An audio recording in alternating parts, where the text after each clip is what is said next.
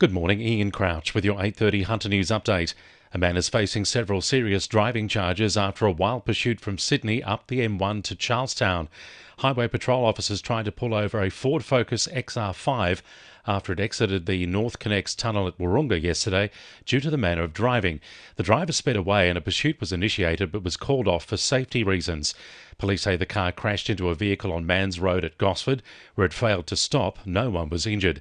The Polair helicopter spotted the car and road spikes were deployed twice before it was stopped at Charlestown. A 32-year-old man was arrested after a short foot pursuit and will face Belmont Court today. His 28-year-old female passenger was also arrested and released pending further inquiries. A trail bike rider has died in hospital after a crash at Redhead last week. 3 trail bikes were being ridden on Callaroo Road last Wednesday afternoon when one of the riders collided with a ute. The 24-year-old man was taken to the John Hunter Hospital in a serious but stable condition. However, police say he died yesterday.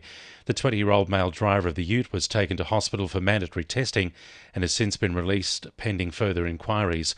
Police are investigating the circumstances surrounding the crash. As the destruction of hunter beehives continues in the bid to wipe out the varroa mite infestation, the state government has announced extra financial help for beekeepers. Registered commercial beekeepers affected by the destructive pest in the surveillance zone are now eligible for reimbursement payments. While these beekeepers in areas like Cessnock and north of Port Stephens haven't been forced to destroy their hives, the government admits they've been left out of pocket due to the movement restrictions.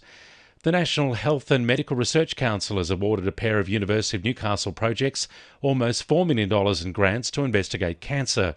Professor Xudong Zhang has been awarded more than $2 million to investigate molecules exploited by cancer and if they could be used as biomarkers for the disease. He says earlier diagnoses means better treatment outcomes. Would be able to detect cancer at pre-malignant stage. That means before the cells really become cancer cells, could be used for general screening, and that could be used for the people at high risk. Staff are stopping work for an hour this morning at the Charlestown Apple store in a dispute over pay conditions and rostering. Retail and fast food workers union members will walk off the job at 10 a.m, followed by workers at 2 Brisbane stores later this morning. The union says it will move for a 24-hour strike if Apple puts forward an agreement for a vote without the union's approval. Immigrating to Maitland will hopefully be a little bit easier with the release of a new multicultural community directory in 5 different languages. The directory hopes to assist new residents in the transition to their new home and learn more about the city.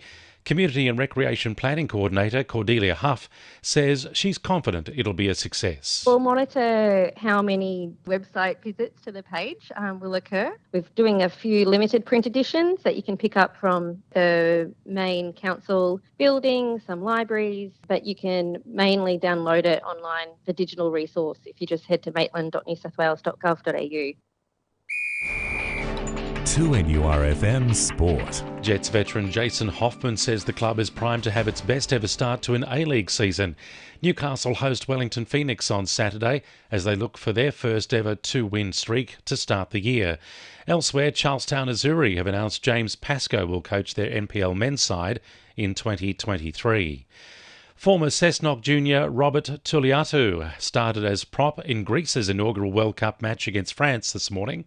The Titans went down 34-12, but were able to score twice in their World Cup debut. Greece's next match is against Samoa. Newcastle City captain Kirsten Smith says her club is looking to return to silverware after missing the finals last season. Her side will be tested tomorrow night when they meet reigning T20 champions Wests. And New South Wales has defended its crown at the Australian Schools Orienteering Championships thanks to pivotal performances from athletes from Newcastle Orienteering Club.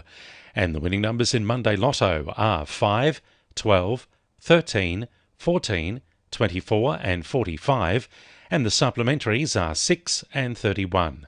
And now you're up to date with the latest 2NURFM Hunter News.